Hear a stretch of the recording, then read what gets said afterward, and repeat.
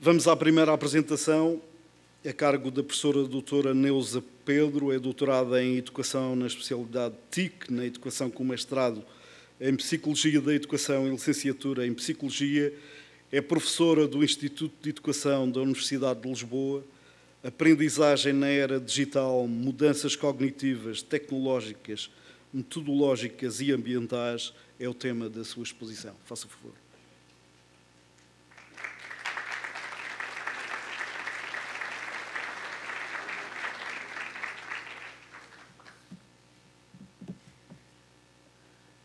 Muito bom dia a todos.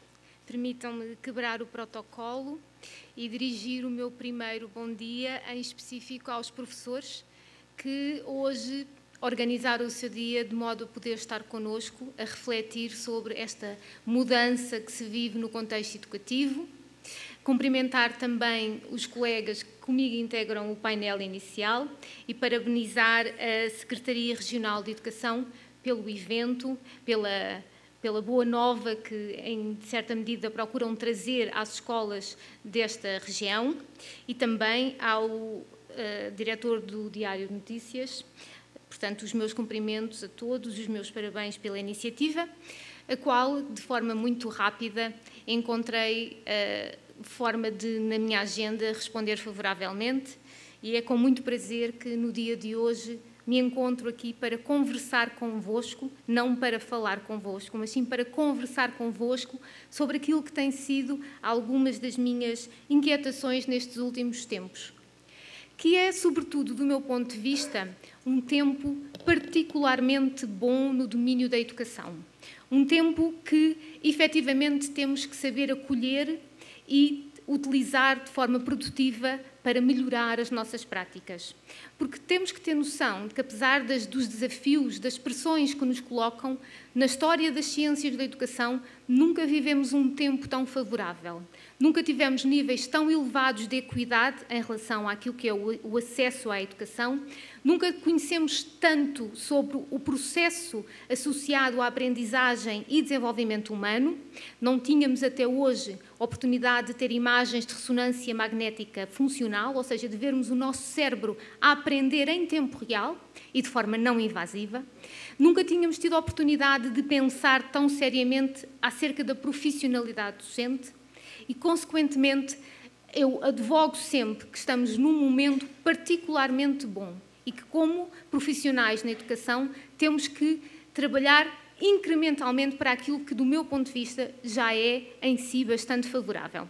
Portanto, eu não acho que vivamos um tempo de angústias. Acho que sim, que vivemos algum tempo de pressão e que essa pressão decorre, sobretudo, da sensação que todos temos de necessidade de mudança. Mas esta mudança não é per si, ela é uma mudança que advém da evolução que temos vindo a identificar nos últimos tempos. E a evolução na humanidade, em si, é um fator favorável. Eu resolvi organizar estas mudanças ou estas evoluções em 4 grandes áreas que acho que efetivamente têm que ser trabalhadas em uníssono, têm que ser trabalhadas organizadamente.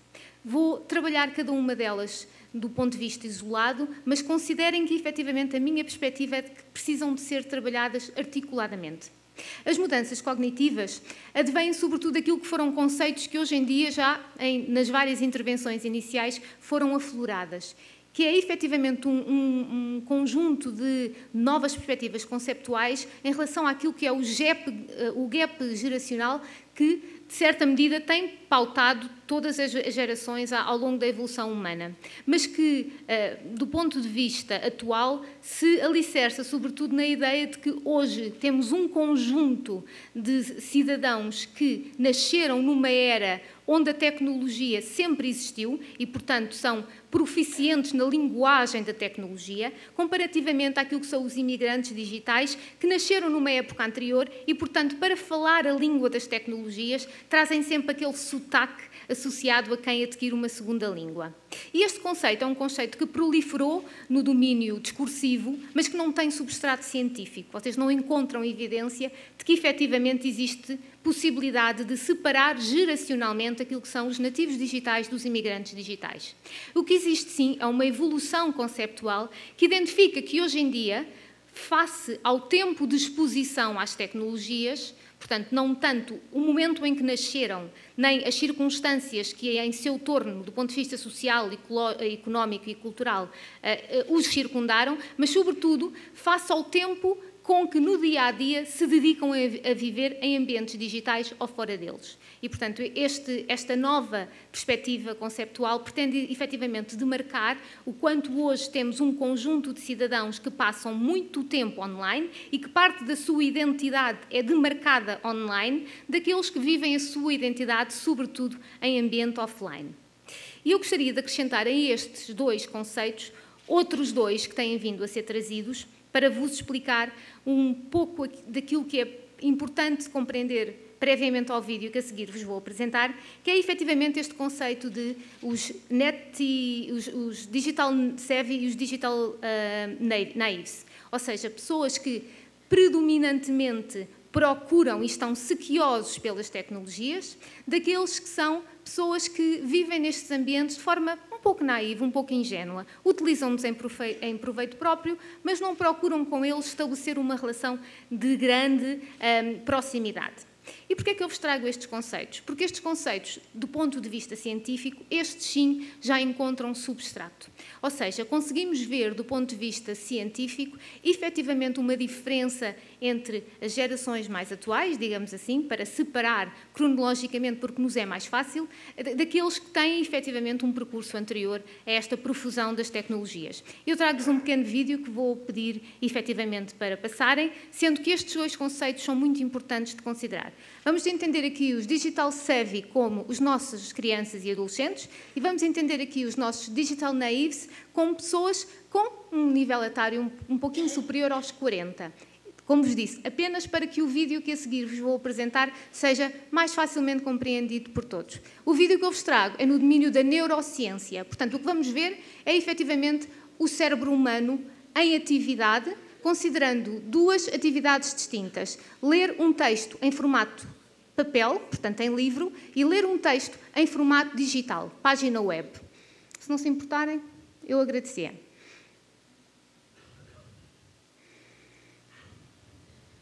The future brain may be one that's seamlessly connected to technology. We may have little sensors on our heads so that if you want to meet someone for coffee, you just think about it, and that thought is beamed wirelessly to your friend. And you can sip your coffee and you don't even have to talk. You could just beam your thoughts to each other. And what we found, people who had never searched online before, their brain was activated during the book reading task in areas you'd expect, but it didn't look any different when they were searching online. Very similar pattern. Frontal lobe, visual cortex, and so forth. People who are internet savvy look very much the same reading the book, but huge difference when they searched online. More than twofold greater activation throughout the brain, and especially the front part of the brain, the thinking brain that controls decision making. So here's your brain on a book, and here's your brain on Google. There's a tendency to judge it and to think that this is bad. Eu acho que ele é bastante autoexplicativo, não é? A diferença, efetivamente, do impacto de compreender a informação em formato web, ela é muitíssimo grande, mas no cérebro de pessoas que não têm uma interação tão regular com a tecnologia, aquilo que potencialmente podia ser grande não se manifesta, porque efetivamente as ligações entre os neurónios, portanto as dendrites, não estão densificadas o suficiente. E o que eu gostaria de assinalar neste vídeo não é só esta diferença geracional que se começa a manifestar até nas estruturas cognitivas das nossas crianças e dos nossos adultos, mas sobretudo pela ideia de que efetivamente temos hoje em sala de aula dois padrões cerebrais que podem ser muitíssimo diferentes. E nós precisamos efetivamente acautelar o que é que estas diferenças podem fazer acontecer no que diz respeito ao processo de ensino e de aprendizagem. Eu recomendo-vos que leiam mais atentamente os trabalhos do professor Gary Small, portanto, um neurocientista que trabalha sobretudo no domínio das doenças degenerativas da memória humana, mas que nos mostra efetivamente como é que elas podem ser reestruturadas e que tem vindo efetivamente a estudar como é que hoje hoje as tecnologias, a oportunidade de ter acesso à internet em tempo útil e em tempo constante, efetivamente têm mudado aquilo que é a nossa forma de ativação neuronal. Portanto, estas mudanças cognitivas são importantes de notar porque, efetivamente, começamos a ver aquilo que, se calhar, muitos de nós, enquanto professores, notamos, que é, temos verdadeiramente em sala de aula crianças diferentes, crianças muitíssimo distintas no seu padrão de comportamento, na sua forma de pensar, na sua dificuldade em manter a atenção do que tínhamos há gerações atrás. E esta mudança está identificada e esta alteração precisa de ser compreendida e precisa de ser acolhida nas nossas salas de aula, trabalhando em proveito daquilo que são os domínios onde os nossos alunos são muitíssimo bons e nos domínios onde os nossos alunos estão efetivamente a perder algumas das nossas habilidades. Em múltiplas áreas, eu gostaria só de sistematizar onde é que este gap geracional se manifesta predominantemente, para sabermos onde é que podemos trabalhar de forma articulada entre aqueles que efetivamente são mais velhos e aqueles que advêm de uma geração mais nova. E, portanto, os nossos adultos tendem a ter melhores competências na interpretação de expressões faciais, portanto, sabemos melhor interagir no face-a-face, e isto é algo que temos que voltar a ensinar às nossas crianças, mas, por exemplo, eles são particularmente mais eficientes do que nós quando têm que tomar decisões de forma rápida e acertada face a múltiplos estímulos sensoriais que clamam pela sua atenção. Portanto, em situações de caos, eles conseguem ter um melhor desempenho do que nós. Nós só temos mais capacidade de refletir, portanto, parar para compreender a regra e generalizá-la a outras situações. Eles têm muita dificuldade em parar para refletir, parar para tomar decisões solidamente arquitetadas, muita dificuldade em planear a médio e a longo prazo, ao mesmo tempo que nós temos mais capacidade para o fazer. Os adultos têm mais facilidade em compreender a informação em formato textual e tendem, sobretudo, a procurar informação nesse formato, enquanto as nossas crianças e adolescentes primam pela capacidade de gerir informação em formato gráfico, em formato multimédia, em formato interativo. E, portanto, é muito normal nós termos adolescentes e jovens e até mesmo crianças que pesquisam, sobretudo no YouTube, por formatos que em si são interativos, enquanto nós temos muita dificuldade em sistematizar a informação que nos vem num formato vídeo. Precisamos dela prioritariamente em formato textual e em formato 2D.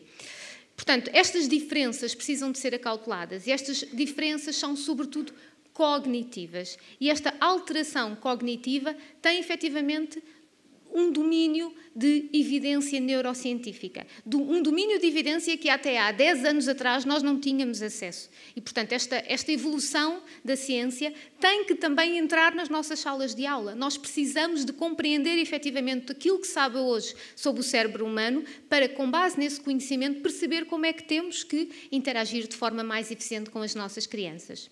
Ora, este gap geracional, que efetivamente tem evidência no domínio da neurociência, tem também alguma evidência estatística, e isto é preocupante. E eu gosto, sobretudo, de assinalar isto quando tenho possibilidade de forma mais direta ou mais indireta, chegar aos nossos governantes, que é a noção clara de que nós estamos a ter um corpo docente demasiado envelhecido e que não é possível criar esta pressão pela mudança, em momentos da carreira docente, onde efetivamente, queiramos ou não, a investigação tem vindo a provar que há muita dificuldade por parte dos docentes em estabelecer essa mesma mudança. Portanto, estamos a falar num corpo... Eu peço desculpa pela desconfiguração, confesso que isto às 2 da manhã estava completamente bem organizado em termos de informação no slide. Portanto, efetivamente, vivemos com um corpo de docente que maioritariamente está numa faixa etária onde e tínhamos que respeitar o conhecimento adquirido, não é? E ele é muitíssimo importante, mas onde maioritariamente a investigação tem provado que se vive em momentos de estagnação, de retorno ao conservadorismo, de resistência à inovação. E isto tem sido estudado e recorrentemente estudado, queiramos nós acreditar nos trabalhos dos anos 90 ou queiramos nós acreditar nos trabalhos mais recentes. Efetivamente, nós precisamos de renovar a classe docente. Não é um luxo, é uma necessidade. quebrando, obviamente, a ideia de que os nossos professores mais idosos e, portanto, mais, em certa medida, mais sapientes, com maior experiência, não tenham em si um grande legado que a escola deve aproveitar, sem sombra de dúvida. Mas, se calhar, não é para o trabalho em sala de aula com os nossos alunos. É para um outro tipo de trabalho que a escola também precisa e muito. Eu costumo dizer muitas vezes, e digo sempre, que a escola precisa de muitos tipos de professores. Não precisa só do professor que está em sala de aula. O saber didático que aquele professor acomodou em si e que acumulou com a sua experiência precisa de ser rentabilizado para a escola num outro conjunto de funções. Portanto, mudanças, sobretudo cognitivas, que precisam de ser acauteladas, que vêm ao nosso saber muito porque a própria tecnologia evoluiu, porque temos hoje ao nosso dispor um conjunto de artefactos tecnológicos que nos permitem produzir mais e melhor ciência, produzir mais e melhor conhecimento. Mas muitas vezes as mudanças tecnológicas que nós vimos acontecer em contexto escolar são elas trazidas num sentido bastante pobre. Ou seja, a tecnologia é entendida como um excelente motor de pesquisa. É um sítio onde prioritariamente nós vamos buscar informação. Se calhar, muitas vezes, informação em formato estático. Poucas vezes ou menos vezes do que poderíamos, em formato interativo e em formato multimédia. Mas ainda assim, prioritariamente a informação tem-nos sido trazida em formato estático. E não é neste sentido que eu gostaria que nós trabalhássemos o domínio da mudança tecnológica. Eu acho que a tecnologia tem que vir para o contexto escolar quando ela tem um sentido incremental em função daquilo que nós podíamos fazer. Porque as pesquisas nós já as fazíamos noutros contextos. E, efetivamente, o que a tecnologia nos traz hoje, ou aquilo que nós devemos tirar dela hoje, é a capacidade de criar maior sentido, de visualizar o que, de outro ponto de vista, era muito complicado fazer no domínio da abstração humana. Ou seja, trazer para ambientes visuais, aquilo que muitas vezes nós temos que intuir ou imaginar e que consta no nosso currículo. Portanto, o que eu queria assinalar é a questão de trazer a tecnologia num sentido de enriquecer aquilo que é o conhecimento, incrementando a nossa capacidade de lidar com esse conhecimento. Não é só mais conhecimento, é maior capacidade de manipular e de trabalhar esse mesmo conhecimento. Portanto, a tecnologia em domínio escolar deve ser sobretudo alinhada com a ideia de que ela precisa de vir trazer maior visualização da informação, maior capacidade de trabalhar em domínio simulado. Não é apenas trabalhar no domínio factual, no domínio físico e real do que temos, mas sim trazer outros elementos que permitam simular aquilo que nós não podemos ter em sala de aula. Porque é-nos muito difícil ter um corpo humano aberto em sala de aula. Mas, provavelmente, ter algum simulador que nos permita retirar e acrescentar órgãos, perceber qual é a sua função exatamente naquilo que é o sistema tão complexo como o corpo humano, isso, efetivamente, aí a tecnologia pode ser muitíssimo importante. Ou então, quando nós queremos trabalhar além da realidade, tentamos aumentá-la ou ampliá-la e trabalhamos tanto no domínio da realidade aumentada como no domínio da realidade virtual. Portanto, é efetivamente aí que a tecnologia nos pode ser útil. Não onde efetivamente nós já tínhamos boas práticas, já tínhamos trabalho solidamente consolidado. E também, e acreditando que estamos todos a trabalhar para o futuro, criar forma de trazer tecnologia para materializar aquilo que até agora não era materializável em sala de aula. Aquilo que era difícil de se trabalhar e que as nossas crianças tinham dificuldade em compreender. Porque onde nós já éramos eficientes, onde a tecnologia já não traz mais-valia, então ela pode ser efetivamente um peso e um esforço muito grande para o professor, porque a tecnologia em si traz esforço associado. Eu tenho que aprender a trabalhar com ela até ao nível de conforto suficiente para eu conseguir trazê-la para a sala de aula. E, portanto, esse esforço só é entendido como vantajoso por parte do professor se, do ponto de vista da aprendizagem, ele tiver o retorno esperado. E, portanto, eu trago-vos aqui as tecnologias de materialização, preferi chamar-lhes assim, porque elas podem trazer para o concreto aquilo que, do ponto de vista do aluno, está demasiado abstrato. Eu trago-vos um exemplo nesse sentido. Trago-vos o exemplo da célula que, no contexto do currículo, está integrada no 5º ano de escolaridade e é efetivamente por aqui que as ciências naturais são começadas, no 5º ano. Portanto, estamos a falar de crianças de 9, 10 anos. Todos vocês, enquanto profissionais de educação, sabem o estádio de desenvolvimento do pensamento abstrato de crianças de 5 6, 7, 9, 10 anos. Não é? Portanto, lembrem-se em que momento é que estas crianças estão naquilo que é o progresso do desenvolvimento das crianças. Portanto, elas estão no estádio das operações formais, o nível de abstração é muito reduzido e nós começamos a ensinar-lhes ciências com este conceito. O conceito de célula vegetal, célula animal, aquilo que é a unidade básica de vida. Elas não estão permeáveis a conseguir abstrair o suficiente para descer à unidade básica de vida. Até para nós, enquanto adultos, pensar este conceito é-nos difícil, nós aceitamo-lo. Não quer dizer que todos o consigamos compreender. E, portanto, é aqui onde, efetivamente, o currículo está desfasado daquilo que é a capacidade da criança, e vocês todos sabem que currículo e conhecimento adquirido sobre o processo de desenvolvimento humano muitas vezes não casam uma coisa com a outra. E, efetivamente, nós levamos crianças de 9, 10 anos a ter que aprender conceitos como seja citoplasma, não é? E o que dentro dele isso implica, e o que é uma membrana celular, e o que é um núcleo, o que é que existe dentro do núcleo, ou o que é o aparelho de Golgi, que todos vocês se lembram, não é? Exato, eu também. Com crianças de 9 e 10 anos, que fazem o esforço de memorizar aquilo que nós pedimos, porque gostam de aprender, porque gostam de nós, porque isso é a função delas na sociedade, mas é-lhes muito difícil perceber qual é a função que efetivamente isto tem e o que é a síntese proteica que acontece no interior das células, ou efetivamente o que é que distingue uma célula animal de uma célula vegetal. Portanto, talvez nós consigamos melhorar isto ou dificultar menos aquilo que lhes estamos a pedir, porque continua a ser difícil, imprimindo uma célula e deixando-a escrever na célula e tocando a célula e perceber exatamente onde é que existe aquele tal aparelho de Golgi. E levar a célula para casa e durante o jantar falar com ela, sobre ela com os pais, e trazer a célula e deixar que outra criança leve no dia a seguir. Portanto, a materialização do currículo, do meu ponto de vista, e neste tipo de circunstâncias, é onde a tecnologia nos pode ser útil. Quando nós temos dificuldades em chegar à criança, ou quando temos muitos desafios para lhe lançar em momentos precoces para aquilo que ela nos consegue responder. Portanto, mudanças tecnológicas que têm que acontecer no nosso contexto, como aconteceram na nossa vida em geral, mas elas não podem acontecer no vácuo. Não é possível integrar a tecnologia em sala de aula sem alterar ou sem, pelo menos, procurar estabelecer alguma alteração no que diz respeito às metodologias. Por caso contrário, vai haver dissonância entre o artefacto que se está a usar e a prática no âmbito do qual aquele artefacto é mobilizado.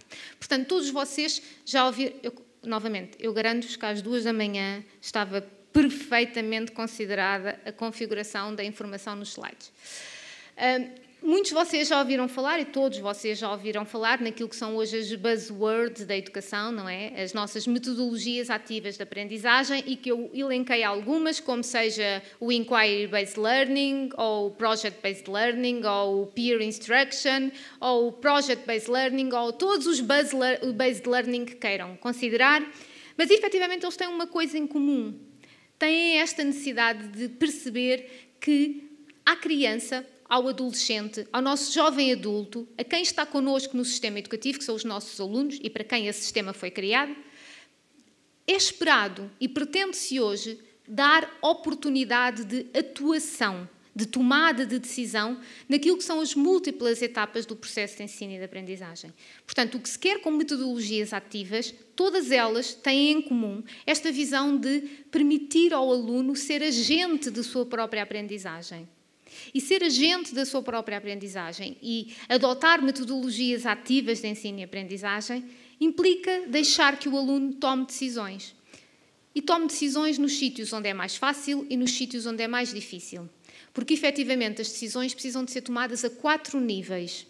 No nível da planificação da aprendizagem, no nível da concepção daquilo que vai ser o processo de aprendizagem, na realização desse mesmo processo e no último nível, onde, efetivamente, poucos professores permitem que a decisão aconteça por parte do aluno, que é no domínio da avaliação.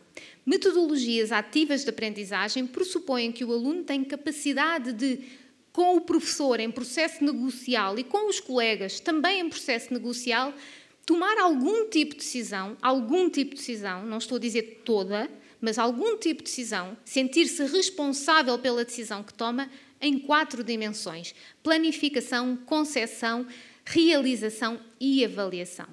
Saber como, saber quando, decidir quais os momentos específicos onde, por exemplo, a avaliação formativa tem lugar. Decidir, por exemplo, que conteúdo do currículo de ciências do 5º ano é que eu gostava de aprender e não está lá dentro. E deixar que algum tempo da sala de aula seja efetivamente para exercer aquele currículo que o aluno entendeu importante e que não encontrou dentro do currículo do 5º ano de Ciências Naturais. Portanto, esta nossa visão conjunta das metodologias novas que precisam de acontecer, que de novas têm muito pouco, é exatamente esta visão de que ao aluno tem que ser dado espaço de decisão, tem que ser criado capacidade, ou ser criada nele capacidade de decidir-se, responsabilizar-se pela decisão tomada e agir em conformidade com a decisão que tomou. Mas estas alterações, estas mudanças, tanto do ponto de vista da tecnologia que se pode ter em sala de aula, como das metodologias que se adoptam, são muito difíceis de fazer acontecer neste espaço de sala de aula. Criar oportunidades de trabalhar em conjunto, criar oportunidades de trabalhar individualmente. Individualmente quer dizer sem perturbação dos que estão à volta. Ter capacidade de pesquisar, utilizar tecnologia com um sentido incremental, é muito difícil de acontecer, ou de fazer acontecer, neste tipo de sala de aula, que não foi criada para o momento histórico que estamos a viver hoje. Não veio para hoje, não serve para hoje. Ela veio para o ontem, talvez tenha servido para o ontem. Hoje é muito difícil fazer acontecer tudo aquilo que é pedido ao professor neste tipo de sala de aula. Eu não vou falar muito sobre elas, porque o Carlos tem essa responsabilidade, mas eu queria dizer-vos, efetivamente, que todos nós clamamos urgentemente por salas de aula que não são aquelas onde nós fomos ensinados. Não é que elas não tenham servido para nós, certamente serviram, mas também não nos foi dada a oportunidade de ter outras. Não nos foi dada a oportunidade de experimentar como é que era aprender em coletivo, em grupos, em pequenos pares, individualmente, em salas de aula que efetivamente fossem reconfiguráveis, fossem adaptáveis à metodologia e à prática que se quer estabelecer. Onde as pessoas pudessem em si mover-se. E tem havido muito trabalho interessante sobre o conceito de flexible sitting e o impacto que isso tem não só na aprendizagem do ponto de vista cognitivo, mas também naquilo que é a própria saúde pública. Existe imensa investigação sobre o número de horas que crianças em idades tão precoces passam sentadas em sala de aula e o impacto que isso tem em termos de saúde pública a médio e a longo prazo. Portanto, a questão da mobilidade começa a ser muito importante. Mobilidade, tanto do ponto de vista físico como do ponto de vista intelectual. Espaços para o pensamento acontecer, novamente, para materializarmos o nosso pensamento. Ou espaços para criar em objetos aquilo que é a nossa atividade mental. A oportunidade de tornar palpável aquilo que é aprendido, de tornar corporizado aquilo que é intelectualmente produzido ou trabalhado ou elaborado pela criança, é hoje em dia muito importante. E os espaços maker têm proliferado exatamente por essa sensação nítida de que nós precisamos cada vez mais e cada vez mais cedo de trabalhar em termos corporizados aquilo que é a aprendizagem que realizamos. Porque o aprender o que acontece, aprender o quê, é muito diferente do aprender para quê. E cada vez mais o aprender ganha sentido quando eu percebo no para que é que eu estou a fazer e porquê é que eu estou a fazer e para que é que serve aquilo que eu estou a aprender. E, portanto, a necessidade de termos organizações espaciais que sejam em si promotoras das aprendizagens ativas que queremos que aconteça, não é? Porque todos concordamos com metodologias ativas de aprendizagem, mas depois é aqueles espaços de sala de aula que temos e uma coisa não conjuga com a outra. Precisamos então de espaços que efetivamente sejam flexíveis, reconfiguráveis e que promovam conforto. E trabalhar no domínio do conforto não é trabalhar no domínio do luxo. É trabalhar naquilo que é essencial para todos nós e que todos nós precisamos na nossa casa. Todos nós tentamos criar para o nosso espaço, para o espaço onde está a nossa família, que é o nosso bem mais importante, o maior nível de conforto possível. Portanto, eu não percebo porque é que nós em sala de aula não exigimos o mesmo nível de conforto que exigimos nas nossas casas. Não considerando que, obviamente, há muitos problemas do ponto de vista social e económico que precisam de ser considerados, não é negligenciando esses problemas, mas é acrescentando a esses todos também este. Temos salas de aulas que são desconfortáveis, que não são preparadas para acolher efetivamente de forma confortável as crianças que queremos lá dentro colocar. E, portanto, concluindo, o que eu gostaria de assinalar é que cada uma destas alterações, destas mudanças, destas evoluções, porque são evoluções, precisam de ser trabalhadas em articulação. As crianças que temos hoje, do ponto de vista comportamental e do ponto de vista cognitivo, e advêm e concorrem e tiram partido das mudanças que são tecnológicas, que o próprio sistema educativo também tem que saber acolher e que isso nos traz, consequentemente, necessidade de alterar metodologias que para aconteçam com eficácia, precisam de novos ambientes educativos para as acolher. Portanto, deixo-vos com estas referências todas para lerem antes do almoço e novamente agradeço o convite que me foi endereçado para estar convosco nesta manhã. Muitíssimo obrigada.